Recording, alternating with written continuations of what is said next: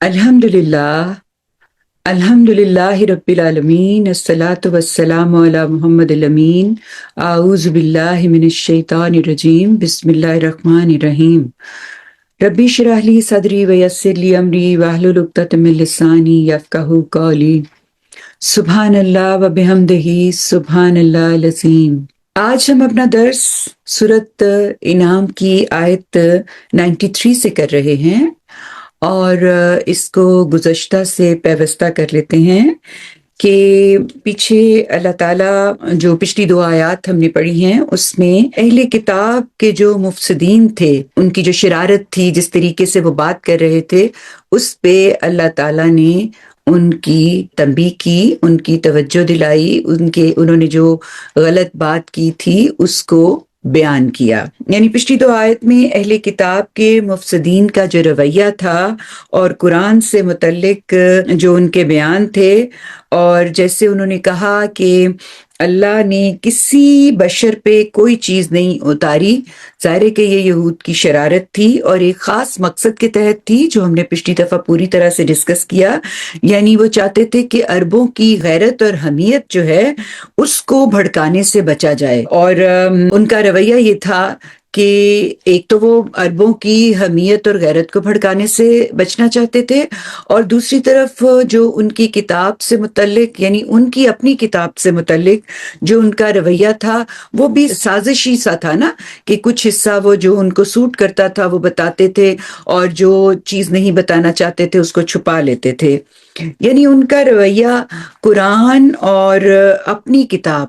दोनों से मुतल्लिक इंतहाई गैर संजीदगी का रवैया था।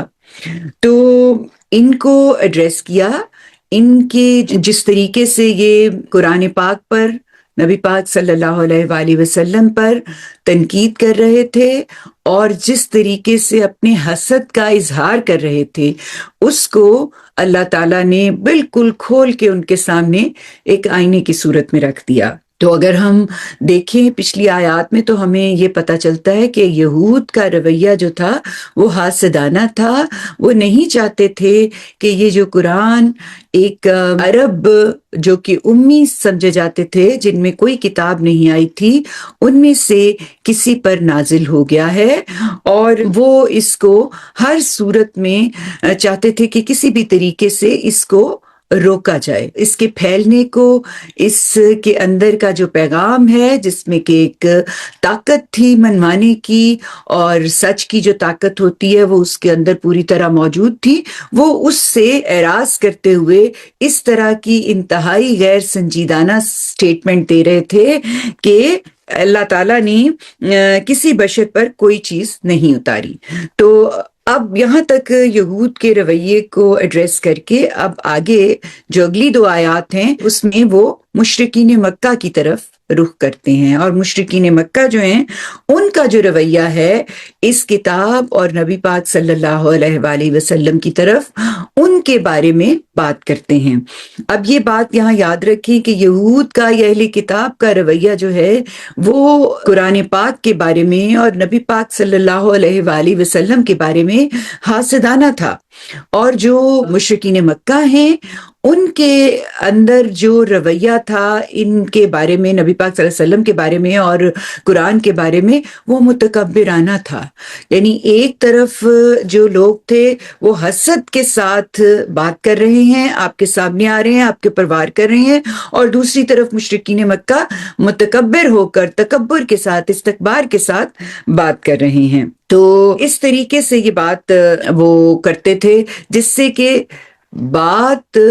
जो है वो साफ पता चलता था कि वो इंतहाई गैर संजीदगी का रवैया अपनाए हुए हैं। यानी कुरान जो उनके सामने वही की सूरत में आ रहा था, नबी पाक सल्लल्लाहु अलैहि वसल्लम जो उनके दरमियान रेज्ड हुए थे और एक सादिक और अमीन शख्स उनके सामने ये पेश कर रहा था, उनके बारे में वो किस तरीके से बात कर रहे थे कि उन्होंने कहा कि ये तो कोई चीज ही नहीं है, ये चीज तो हम भी ला सकते हैं। इन दो अगली आयत में जिस तरह मुतकब्बिराना अंदाज में जो बातें मुशरिकीन मक्का कर रहे थे, उन کو اللہ تعالیٰ نے واضح کیا کہ یہ ان کا رویہ جس طریقے سے یہ بات کر رہے ہیں وہ کیا ہے۔ جب ہم کسی چیز کو سنجیدگی سے دیکھتے ہیں، جب ہمارا رویہ جو ہے وہ کسی بھی بات کے متعلق، چاہے وہ حقیقت پہ مبنی نہ ہو اور چاہے وہ حقیقت پہ مبنی ہو، جب ہمارا رویہ اس کے بارے میں حقیقت پسندانہ ہوتا ہے تو ہم اس کو سنجیدگی سے سمجھنے کی کوشش کرتے ہیں۔ لیکن جب ہم غیر سنجیدہ رویہ اپناتے ہیں، یعنی ہمارا رویہ جو ہے وہ استہزاء کا یا مذاق کا یا بات کو اڑا دینے کا یا کسی اور رنگ میں ڈھال دینے کا ہو، تو اس کو ہم کہتے ہیں کہ یہ بات جو ہے نا یہ بولی جا رہی ہیں۔ بات ایسی چیزیں ہوتی ہیں جیسے ہم بات کرتے ہیں اور بات اتنی بے معنی اور جس کو لا یعنی اور جس کو بکواسیات بھی کہتے ہیں، جس کو ہم یہ بھی کہہ سکتے ہیں کہ جب انسان بولنے پہ قادر نہیں رہتا اور وہ اس طرح سے بات کرنے لگ جاتا ہے کہ جو بات ہے اس میں جو معنویت ہے وہ بالکل نہیں رہتی، بلکہ وہ ایک جیسے فضول سی بات ہے جو کسی کی دل آزاری کے لیے کرنا شروع کر دیتے ہیں، بکنا شروع کر دیتے ہیں، وہ انہوں نے کرنا شروع کر دیا تھا۔ تو اس کا مقصد کیا تھا؟ ظاہر ہے کہ وہ چیز کو جو اتنی واضح، اتنی سیدھی، اتنی پاک، اتنی معتبر اور سچی اور کھری تھی، اس کو وہ اس طریقے سے ڈیفائی کرنا چاہتے تھے، اس کا جو امپیکٹ ہے اس کو وہ کم کرنا چاہتے تھے۔ تو یہ جو یاوہ گوئی وہ کر رہے تھے، اس کے پیچھے ان کا مقصد یہی تھا کہ اس سارے کتاب کے جو پیغام ہے اور یہ جو لانے والا ہے اس کو جھٹلا دیں، اس پیغام کو اس طرح سے اس کے بارے میں بات کریں کہ لوگ سمجھیں کہ یہ بس ایسے ہی کوئی بات ہے، یہ کوئی اتنی اہم بات نہیں ہے۔ اس کا امپیکٹ کم کرنے کے لیے وہ اس طرح کی باتیں کر رہے تھے۔ تو اللہ تعالیٰ نے اس کو کنڈیم کیا اور بات اس طرح سے ان کے ساتھ ایڈریس کرتے ہوئے شروع کی۔ آیت نمبر 93 میں اللہ تعالیٰ کہتے ہیں، اس سے بڑھ کر ظالم کون ہو سکتا ہے جو اللہ پر جھوٹی تہمت باندھے۔ تہمت کس کو کہا جا رہا ہے؟ یعنی اللہ کے ساتھ کسی کو شریک ٹھہرانا، یعنی وہ نیچے فٹ نوٹ میں جاوید صاحب نے لکھا ہے، یعنی وہ شرک کرے۔ اسے جھوٹی تہمت سے اس لیے تعبیر کیا ہے کہ مشرکین اپنی جی سے معبود گھڑتے اور ان کے بارے میں دعویٰ کرتے ہیں کہ انہیں خدا نے اپنا شریک قرار دیا ہے، یعنی خود ہی گھڑا، خود ہی افترا کیا اور پھر یہ کہا کہ یہ تو اللہ تعالیٰ نے خود اس کے بارے میں کہا ہے کہ یہ میرا شریک ہے۔ یہ ہی اصل میں قریش کا سب سے بڑا جرم تھا۔ چنانچہ اہل کتاب کے مفسدین کا ذکر کرنے کے بعد، یعنی یہود کا ذکر کرنے کے بعد، قرآن نے ان کی طرف توجہ فرمائی اور سب سے پہلے ان کے اسی جرم کا ذکر کیا۔ کون سا؟ جو یہ شرک کر رہے تھے اپنی طرف سے گھڑ کے۔ تو اس سے بات شروع کی کہ اس شخص سے بڑھ کر ظالم کون ہو سکتا ہے جو اللہ پر جھوٹی تہمت باندھے یا کہے کہ مجھ پر وحی آئی ہے، درا حالانکہ اس پر کوئی وحی نہ آئی ہو، اور اس سے جو دعویٰ کرے کہ میں بھی اس جیسا کلام کیے دیتا ہوں جیسا خدا نے نازل کیا ہے۔ یعنی دو باتیں وہ کر رہے تھے، ایک یہ کہ وہ کہہ رہے تھے کہ یہ جو قرآن جس کو یہ کہتے ہیں خدا کی طرف سے آ رہا ہے، یہ اس طرح کی بات تو ہم بھی کر سکتے ہیں۔ یہ حفوات جو بکواسیات جو ہوتی ہے، جو لغو باتیں ہیں، یہ اس بات کا ایک اظہار ہے جو وہ کر رہے تھے۔ اس قرآن کی اہمیت کو اور اس کی جو پیغام ہے اس کو غیر سنجیدہ بنانے کے لیے یا اس کی اہمیت کو کم کرنے کے لیے۔ اور دوسری بات جو وہ دعویٰ کر رہے تھے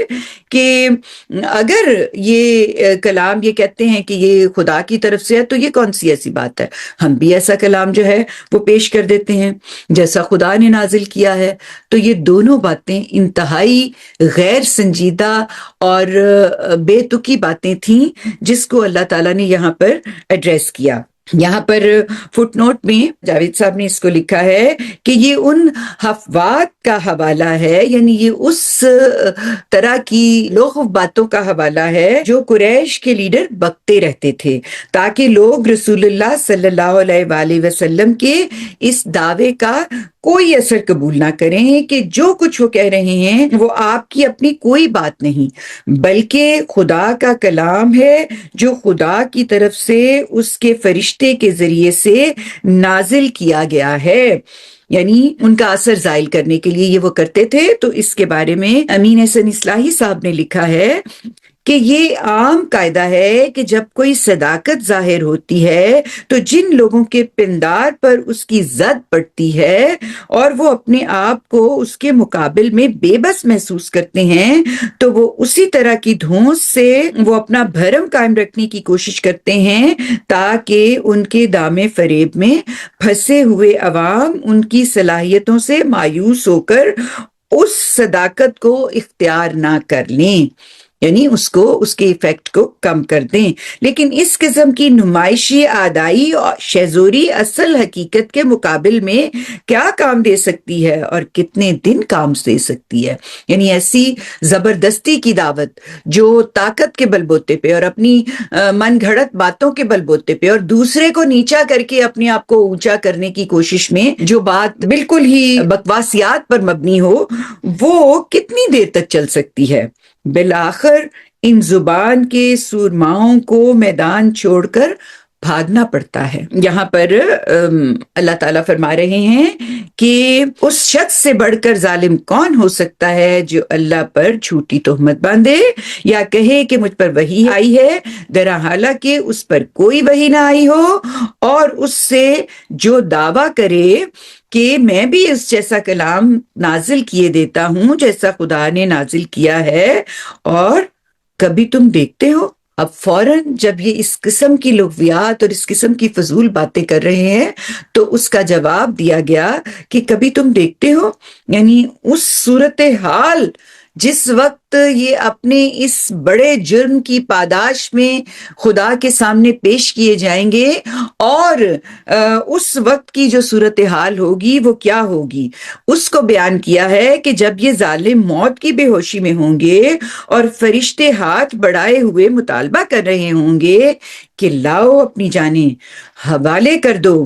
آج تمہارے اس جرم کی پاداش میں تمہیں ذلت کا عذاب دیا جائے گا۔ یہ جو پیچھے کہا گیا نا کہ کبھی تم دیکھتے، یعنی ایک ایسی بات کی گئی جو کہ اس قدر ہولناک منظر ہوگا، وہ جو یہاں بیان کیا گیا ہے اس کی ہولناکی جو ہے وہ چشم تصور کے سامنے لانا یہاں پر پیش نظر تھی، اور چونکہ وہ ہولناکی ایسی تھی جو الفاظ کی گرفت میں نہیں آ سکتی، تو پھر اس طرح سے اس کو بیان کیا کہ پریزنٹ میں لا کے اس کی ایک منظر کشی کر دی کہ اس وقت یہ ظالم جو ہیں وہ اس حالت میں ہوں گے کہ موت کی بے ہوشی ہوگی، اور جب فرشتے ان سے کہیں گے کہ ہم ہماری جان نکالنے کے لیے آئے ہیں، اپنی جانیں ہمارے حوالے کر دو، تو ان کو اس دن ان کے جرم کی پاداش میں ذلت کا عذاب دیا جائے گا۔ ذلت کا عذاب کیوں دیا جائے گا؟ کیونکہ یہ تکبر میں مبتلا تھے، ان کے اندر رعونت تھی، ان کے اندر استکبار تھا۔ یہ جو رعونت ہوتی ہے، یہ تکبر ہے، یہ اصل میں ابلیس کی ایک خاص وراثت ہے۔ متکبرین قریش کے لیے یہ بات ناقابل برداشت تھی کہ کوئی نعمت اور عزت ان کے علاوہ کسی اور کو ملے، تو وہ اس تکبر میں کہ ہم بڑائی والے لوگ ہیں، یہ ایک ایسا آدمی، ایک عام آدمی جس کے اوپر یہ اللہ کی کتاب نازل ہو گئی، یہ ان کے لیے ناقابل برداشت بات تھی۔ تو اس کے مقابلے میں انہوں نے استکبار کیا، تکبر کیا، وہ استکبار، وہ تکبر، وہ اعراض جو کہ ابلیس کی ایک خاص وراثت تھی۔ تو اللہ تعالیٰ نے یہ کہا کہ ان کے اس رویے پہ جو یہ اپنائے ہوئے ہیں، ان کو ذلت کا عذاب دوں گا۔ میں نے آپ کو پہلے بھی پڑھاتے ہوئے یہ بتایا تھا کہ جس نوعیت کا جرم ہم اس دنیا میں کرتے رہے، جس طرح کا رویہ ہم اپنائے ہوئے تھے دنیا کے مہلت کے دوران، زندگی کی مہلت کے دوران، مختلف ہم نے جو جرائم کیے، ان میں ہمارا جو جرم اور اس کے اندر جو ہمارا رویہ ہے اس کے مطابق آخرت کی سزا ہے۔ تو جو متکبرین ہیں، جو اپنی بڑائی میں مبتلا تھے، ان کو وہاں پر ذلت کا عذاب دیا جائے گا۔ اس کے بعد جواب دیا، لو بالآخر ویسے ہی اکیلے اکیلے ہمارے پاس آ گئے ہو، یعنی پریزنٹ میں لا کے ان کو وہ زمانہ جس میں انہوں نے جانا ہے اس کی ایک پکچر سامنے رکھی، اور ساتھ ہی انہیں کہہ دیا کہ لو بالآخر ویسے ہی اکیلے اکیلے ہمارے پاس آئے ہو، یعنی کیسے؟ جیسے پہلی مرتبہ ہم نے تمہیں پیدا کیا تھا۔ یعنی اگر ہم غور کریں تو ہم اس کو اس طرح سے دیکھتے ہیں کہ انجام جو بیان کیا گیا ہے یہاں پر وہ اتنا ہولناک ہے، اتنا، یعنی اگر ہم اسے امیجن کریں، اور جس طرح سے تکبر کرنے والے لوگ آخرت میں جس ذلت کے عذاب میں مبتلا ہوں گے اس کا منظر اتنا ہولناک ہے کہ اس کو جب ہم اپنی نگاہوں کے سامنے لے کے آتے ہیں تو وہ ایک بڑی ہی خوفناک کیفیت پیدا کرتا ہے۔ تو ان لوگوں کو جو اس وقت تکبر کرتے ہوئے اس سے اعراض کر رہے تھے، ان کو یہ منظر کشی پیش کر کے ان کو خطاب کیا ہے کہ اس وقت تمہاری حالت کیا ہوگی۔ تو کہا کہ تم اللہ پر ناحق تہمت باندھتے تھے اور اس کی آیتوں سے متکبرانہ اعراض کرتے تھے، لو بالآخر ویسے ہی اکیلے اکیلے ہمارے پاس آ گئے ہو جیسے پہلی مرتبہ ہم نے تمہیں پیدا کیا تھا۔ جو کچھ دنیا میں تمہیں دیا تھا وہ سب پیچھے چھوڑ آئے ہو۔ ہم جانتے ہیں کہ جب ہم اس دنیا میں آئے تھے تو ہم ایک انتہائی ناتوانی کی حالت میں تھے، ہم کچھ بھی کر سکنے کی حالت میں نہیں تھے۔ تو اللہ نے آہستہ آہستہ ہمارے لیے اس دنیا میں اسباب بنائے، والدین، ہمارے ارد گرد کے حالات وہ اس طرح کے کنجینیل کیے کہ ہماری صلاحیتیں جو ہے وہ پروان چڑھی۔ تو یہ سارا کچھ جو ہے یہ اللہ تعالیٰ نے ہمارے لیے اس کا بندوبست کیا، لیکن ہم جب ابتدائی طور پر اس دنیا میں آئے تھے تو بالکل ناتواں تھے۔ تو جب ہم نے اس دنیا سے جانا ہے تو تب بھی ہم انتہائی ناتوانی کی حالت میں ہوں گے، انتہائی کمزور حالت میں ہوں گے۔ تو کہا کہ جب تم ہمارے پاس آؤ گے، یعنی یہ متکبرانہ اعراض جو تم کیے ہوئے ہو، جو تمہارے پاس حق آ گیا ہے اور تم پہ وہ واضح بھی ہے، لیکن اپنی تم خواہشات اور اپنی تم بڑائی اور تکبر کی بنا پر اس کو ریجیکٹ کر رہے ہو، تو سن لو کہ بالآخر تم پھر ویسے ہی اکیلے اکیلے ہمارے پاس آؤ گے جیسے تم پہلی مرتبہ پیدا کیے گئے تھے، اور جو کچھ بھی تمہیں دنیا میں دیا گیا تھا، جو تمہیں سٹیٹس ملا ہوا ہے، جو تم مرتبے میں ہو، جو اللہ تعالیٰ نے تمہاری ایک صلاحیتوں کو ابھار کے ایک خاص شخصیت تمہیں دی، یہ سب کی سب تم پیچھے چھوڑ جاؤ گے۔ اور تمہارے ساتھ ہم تمہارے ان سفارشیوں کو بھی نہیں دیکھ رہے جن کے بارے میں تم سمجھتے تھے کہ تمہارے معاملے میں ہمارے شریک ہیں۔ اس وقت جب مشرکین مکہ کے سامنے دعوت رکھی جا رہی تھی اور وہ اس کو جھٹلا رہے تھے، اس سے اعراض کر رہے تھے، تکبر کر رہے تھے، استکبار کر رہے تھے، اس کا ٹھٹھا لگا رہے تھے، غیر سنجیدہ رویہ اپنائے ہوئے تھے، تو اس وقت جو ان کی کیفیت تھی اس میں وہ کہتے تھے کہ اگر ایسا ہو بھی گیا کہ آخرت برپا ہو گئی تو وہاں پر بھی ہمارے یہ جو شرکاء ہے جن کو ہم نے شریک بنایا ہوا ہے، یہ ہمیں وہاں پر بچا لیں گے۔ تو اس کا بھی اللہ تعالیٰ نے یہاں پر انہیں بتا دیا کہ وہ تم اپنا تو سب جو تمہیں اللہ تعالیٰ نے اس دنیا میں پنپنے کا، بڑھنے پھولنے پھلنے کا جو موقع دیا، وہ سارا بھی جس وقت موت کی دستک ہوئی تو وہ سب کچھ ختم ہو جائے گا، اور اس کے ساتھ جب تم اللہ کے حضور حاضر ہوگے تو تمہاری جو سفارشی ہیں جن کو تم کہہ رہے تھے کہ یہ تمہارے لیے بڑے اہم رول پلے کریں گے آخرت میں، تمہارے لیے، تمہیں بخشوا دیں گے، تمہارے لیے جنت کے دروازے کھول دیے جائیں گے، کیونکہ تم دنیا میں بھی عیش و عشرت کی زندگی گزار رہے تھے اور آخرت میں بھی تمہیں یہی کچھ ملے گا۔ تو ان کے بارے میں کہا کہ وہ سفارشی تمہیں آخرت میں کہاں ملیں گے، کوئی سفارشی تمہارے پاس وہاں پہ نہیں ہوگا۔ کہا کہ تمہارے ساتھ تمہارے ان سفارشیوں کو بھی نہیں دیکھ رہے۔ اللہ تعالیٰ ان کو بتا رہے ہیں کہ جب تم آئے ہو تو یہاں تو کوئی سفارشی نہیں تمہارے ساتھ، جن کے بارے میں تم سمجھتے تھے کہ تمہارے معاملے میں ہمارے شریک ہیں۔ یہ تمہارا من گڑت جو تھا فلسفہ اور جو تم نے طریقہ بنایا ہوا تھا جس میں تم یہ کہہ دیتے تھے کہ ہاں یہ شریک تو اللہ تعالیٰ نے بنائے ہوئے ہیں اور ہم انہی کو شریک کہہ رہے ہیں جو اللہ نے ہمیں اجازت دی ہے شریک بنانے کی، تو کہا کہ یہ یہ جو تم نے معاملہ کیا ہوا تھا نا یہ سارا ہوا ہو جانا ہے، اور تمہارے سب رشتے ٹوٹ گئے، جو تم نے گمان کیا ہوا تھا، جو تم بات بکتے رہتے تھے، وہ سب ہوا ہو گئے، اور جنہیں تم اپنا شفیع اور سفارش کنندہ سمجھتے تھے، جن کے لیے تم گمان کیے بیٹھے تھے کہ وہ آخرت میں تمہارے ساتھ آ کے کھڑے ہو جائیں گے، وہ سب ہوا ہو گئے۔ تو یہ تمام رشتے ٹوٹ گئے، یہ جو قبیلے، جو گروہ، جو خاندان، جو نسب، جو حسب، یہ سب کچھ جو تم سمجھتے ہو کہ دنیا کی زندگی میں تمہیں ملا ہوا تھا، وہ سب کا سب ختم ہو گیا، وہ تمام تعلق ختم ہو گئے، اور جو کچھ تم گمان کیے بیٹھے تھے وہ سب تم سے جاتے رہے۔ تم آؤ گے تو تم دیکھو گے کہ وہ سب کے سب تم نے جو گمان کیے ہوئے تھے وہ ہوا ہو گئے۔ تو اللہ تعالیٰ نے ان کے سامنے واضح کر کے ان کو یہ بتا دیا کہ تم جو رویہ اپنائے ہوئے ہو یہ اعراض کرنے کا، اور قرآن جو خدا کی وحی ہے اور جو رسول پاک صلی اللہ علیہ وآلہ وسلم پہ نازل ہوئی ہے، اس کو تم غیر سنجیدگی سے لیتے ہوئے اس کے حوالے سے بات بکتے رہتے ہو، یہ سب کا سب جب تم آخرت میں آؤ گے تو اس میں جس